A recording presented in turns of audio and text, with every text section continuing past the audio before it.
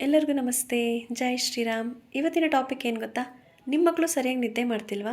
ರಾತ್ರಿ ಮಧ್ಯರಾತ್ರಿಲಿ ಎದ್ದು ಗಾಬರಿಯಾಗಿ ಎದ್ದು ಕೂರ್ತಾರಾ? ತುಂಬ ಅಳ್ತಾರಾ? ರಾತ್ರಿಯೆಲ್ಲ ನಿದ್ದೆನೇ ಮಾಡಲ್ವಾ? ನಿಮ್ಗೆ ತುಂಬ ತೊಂದರೆ ಆಗ್ತಿದೆಯಾ ಇದರಿಂದ? ಅಥವಾ ನಿಮಗೆ ಸರಿಯಾಗಿ ನಿದ್ದೆ ಬರ್ತಿಲ್ವಾ? ಕೆಟ್ಟು ಕನಸು ಬೀಳ್ತಾ ಇದೆಯಾ? ಹಾಗಿದ್ರೆ ನೋಡಿ, ಇಲ್ಲಿದೆ ಒಂದು ಒಳ್ಳೆ ಉಪಾಯ. ಅದೇ ನಮ್ಮ ಶಯನ ಶ್ಲೋಕ. ಇದು ನಮ್ಮ ವೈದಿಕ ಪರಂಪರೆಯಿಂದ ಬಂದಂತಹ ಶ್ಲೋಕ ಇದು. ಈ ಶ್ಲೋಕವನ್ನು ನೀವು ಹೇಳಿ ಅಥವಾ ಮಗುವಿಗೆ ಕೇಳಿಸಿ ಮಲಗಿಸಿದ್ದೇ ಆದರೆ ಯಾವುದೇ ರೀತಿಯಾದಂತಹ ಕೆಟ್ಟ ಕನಸು ಬೀಳದೆ ಮಗು ತುಂಬ ನಿದ್ರಾ ತೊಂದರೆ ಇಲ್ಲದೆ ತುಂಬ ಅದ್ಭುತವಾದಂತಹ ನಿದ್ರೆಗೆ ಜಾರುತ್ತೆ. ಮತ್ತು ನೀವು ಕೂಡ ಅದ್ಭುತವಾದಂತಹ ನಿದ್ದೆಯನ್ನು ಮಾಡ್ತೀರಾ. ಹಾಗಿದ್ರೆ ಆ ಮಂತ್ರ ಯಾವುದು, ಆ ಶ್ಲೋಕ ಯಾವುದು ಅಂತ ಹೇಳೋಣವಾ?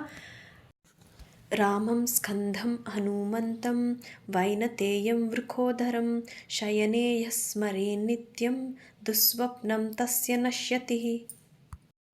ಈ ಮಂತ್ರವನ್ನು ಅಂದರೆ ಶಯನ ಶ್ಲೋಕವನ್ನು ದಿನರಾತ್ರಿ ನೀವು ಕೇಳಿ ಅಥವಾ ಹೇಳಿ ಮಲಗಿದ್ದೇ ಆದರೆ ಅದ್ಭುತವಾದಂತಹ ನಿದ್ದೆ ಬರುತ್ತೆ.